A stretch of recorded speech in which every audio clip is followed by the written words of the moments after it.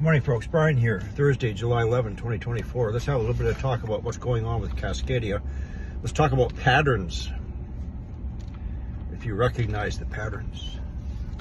So let's start from the beginning. A lot of these earthquakes are in the vicinity of the Explorer seamount, the underwater volcano, the largest seamount on western side of North America, or at least Canada. So towards the beginning of the year, sometime after the beginning of the year, it started off with a swarm of 2,000 plus earthquakes on a single day, magnitudes 1 to 3. After that, we start having swarms of magnitudes 3 to 4. Then we start having swarms of magnitude 4 to 5. The past 2 weeks, they increased to magnitudes 5 plus.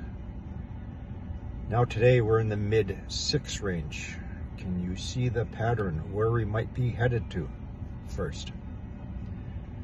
Second, those 3 tsunami buoys is not as a result of any wave actions. They are being pulled down. The tsunami buoys are anchored to the ocean floor. If there's going to be any movement in the ocean floor, subsidence or inflation, those tsunami buoys are going to go into an event mode. Please remember this. So once again, this is why I have on my playlist on my YouTube channel the tsunami buoys, because it's an indication to me of what the ocean floor is doing. Not the top of the ocean, the bottom of the ocean.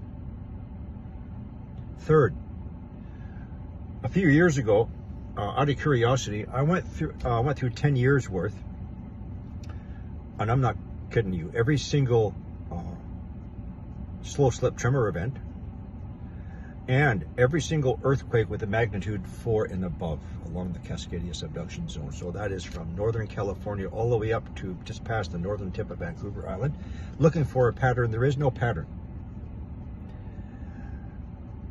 Sometimes the tremor events happen before an earthquake. Sometimes they happen after an earthquake. Now, tremors have only been researched for about between 25 and 30 years now. So, in the north end of Cascadia subduction zone, tremor-wise, has been pretty quiet.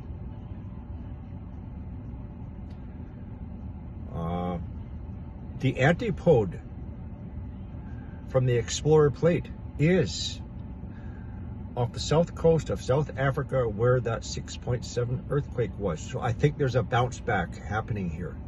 I think.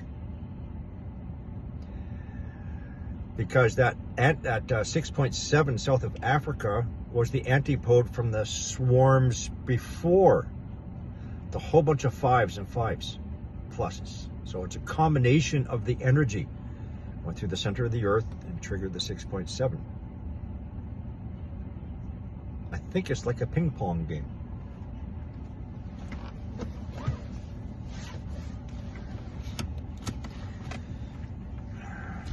So the point I'm getting to, let's have some situational awareness. Coastal British Columbia, Washington State, etc. I don't have time to go through the timing to try and I don't want to pinpoint a time when the magnitude 7s and 8s might be happening, but just go back to the beginning. 2,000 plus earthquakes on a single day next to the Explorer seamount, and then it steps up, steps up, steps up. Now the earthquakes are still ongoing right now, 5.9. So I think it's probably reached its maximum of the 6.6. Now, as soon as the earthquake happens, there's adjustments, there's downgrades. Yeah, I know it's a 6.4, 6.5, blah, blah, blah, blah, blah. The point is they are increasing in magnitude each week,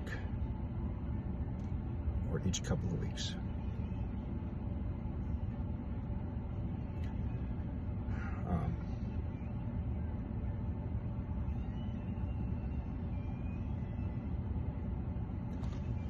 I think it's one of these.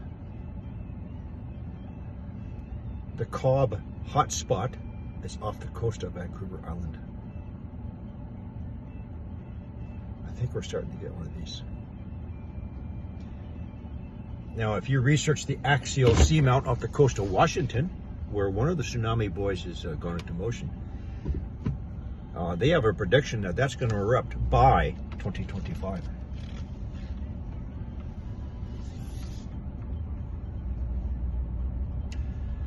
I have to get my outside work done. I'm going to be popping into my office and my computers several times today.